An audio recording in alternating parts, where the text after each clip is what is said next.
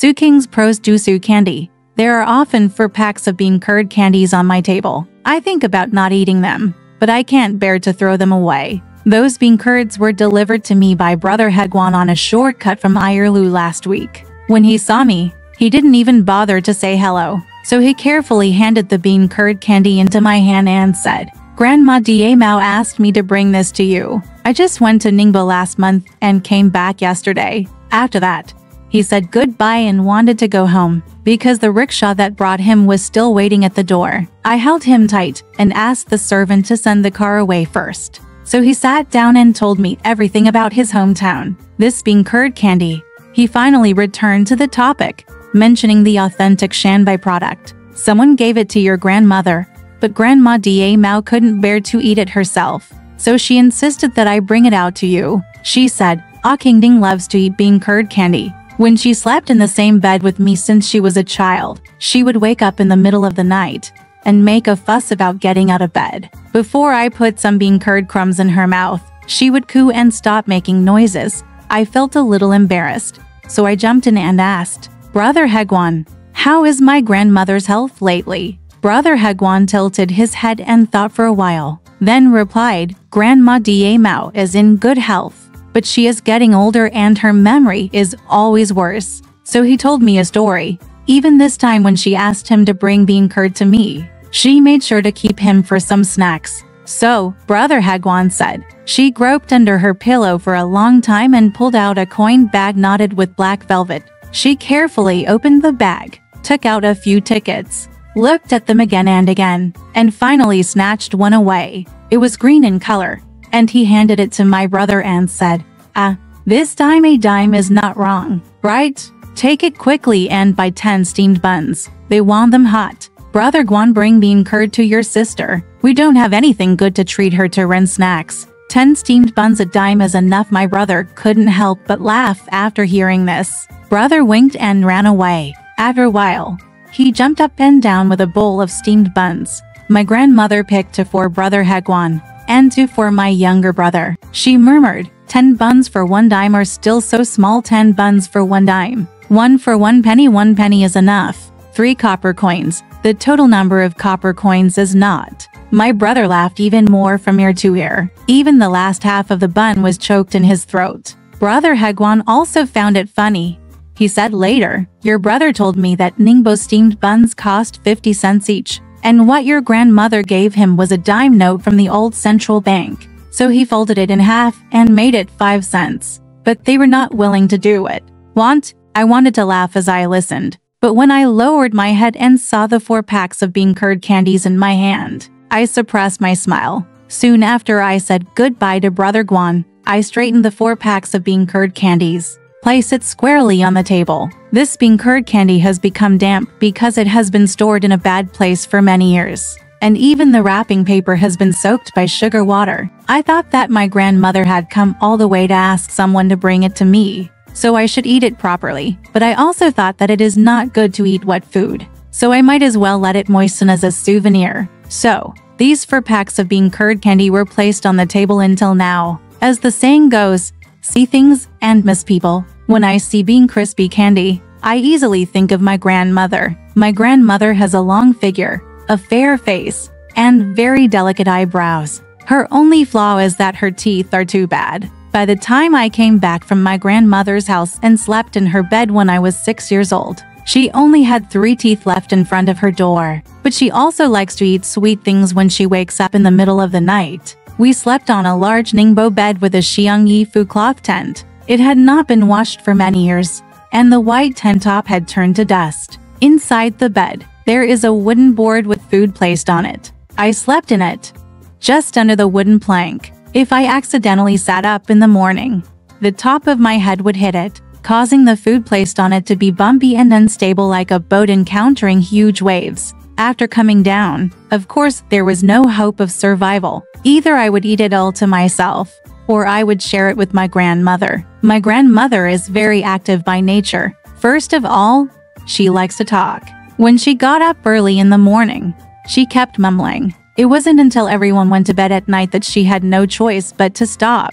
As soon as her mouth stopped, she fell asleep, snoring loudly. Sometimes I would stop asking questions for her and start groping in secret, reaching out to steal the food on the board. Among the foods on the board, bean curd is always the most frequently eaten. So I pinched 100 million, lay down quietly again, opened the wrapping paper and ate it myself. The bean curd crumbs were scattered all over the pillow and quilt, and sometimes they even flew into my eyes, but I didn't care. I just ate them alone in the dark, and sometimes even tore the wrapping paper to pieces and swallowed them all. In the middle of the night, when my grandmother stopped snoring, she too reached for the food on the template. She is really good at groping in the dark. She never collides or makes random moves. She does whatever she wants. Sometimes she counted and found that a pack of bean curd essence was missing, so she woke me up and asked. I stretched, rubbed my eyes and answered vaguely, you doesn't know. It was the rat uncle who ate it.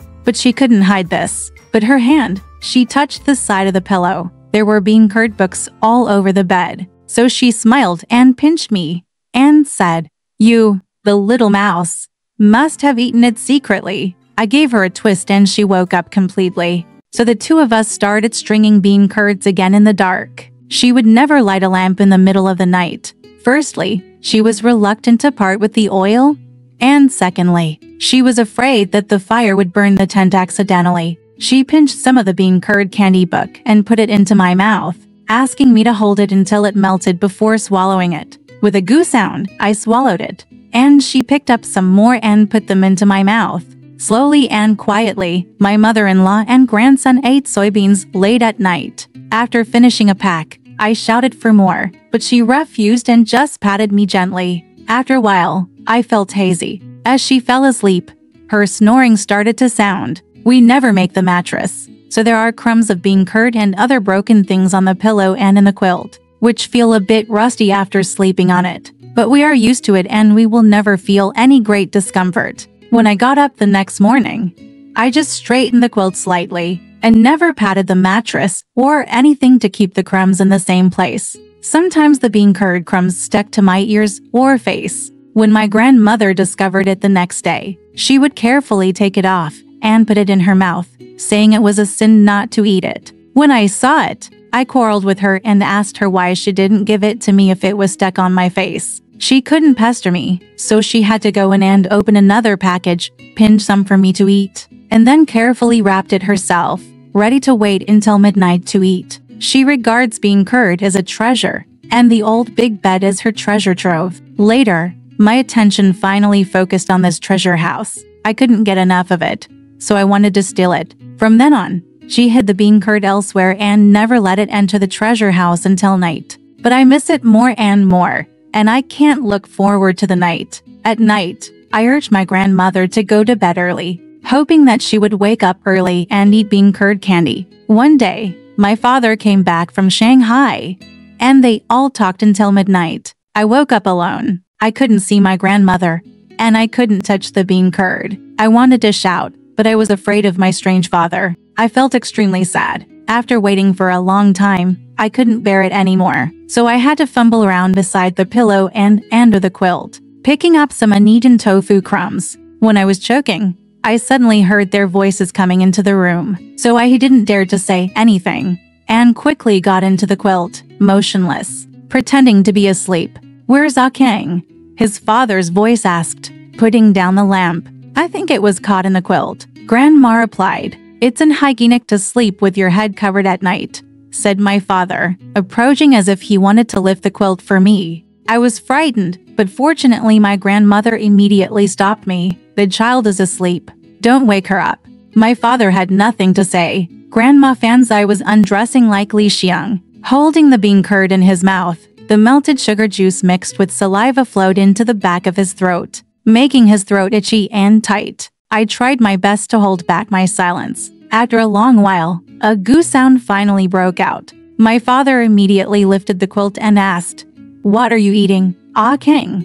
I was shocked, looked at the swaying light, and replied calmly, "I didn't eat it. Uncle Mouse is eating the crumbs." "Dusu candy crumbs? Where do the dusu crumbs come from?" my father asked, lifting the quilt again and looking at it with a strong lamp. I quickly pressed my hands on the places where there were more crumbs, to prevent him from grabbing them. go, but my father took my hand, illuminated the crumbs with an oil lamp and asked, "Where did these dirty things come from? Is it okay to ask questions when the bed is so dirty?" As he said this, he wanted to brush away the crumbs, such as, but my grandmother took off her clothes and sat down in the quilt angrily. She shouted to her father, "What's the point of good things? Shanbai being crisp candy is famous. If you don't take out the lampstand quickly, I go to bed, turn off the lamp and save some fuel. Seeing that you are so reckless, it is not a joke to burn the tent. The most important thing is to be careful with the candle." She chattered more and more. My father's brows became more and more frowned. On the second night, my father installed a small bed for me, and I was not allowed to sleep with my grandmother. My grandmother was very angry and ignored my father for more than 10 days. Now, both my parents are dead, and I haven't seen my grandmother for 6 or 7 years. I miss her all the time. Maybe her only 3 front teeth are gone? These 4 packs of bean curd candies are just for you to eat. So why bother bringing them all the way to Shanghai? I can't bear to eat them. In fact, I'm afraid of eating them. Thinking back to when I was a child, I would pick up crumbs from pillows and quilts before eating them. I feel even more disgusting and I don't have the courage to unwrap them. Do I think it's dirty? No. If my grandmother knew about this idea, she might be angry and ignore me for more than 10 days, or even ignore me for the rest of her life. How can I leave it without eating it? How can it be eaten? After hesitating for less than 10 days, I finally ate all the bean curd candies.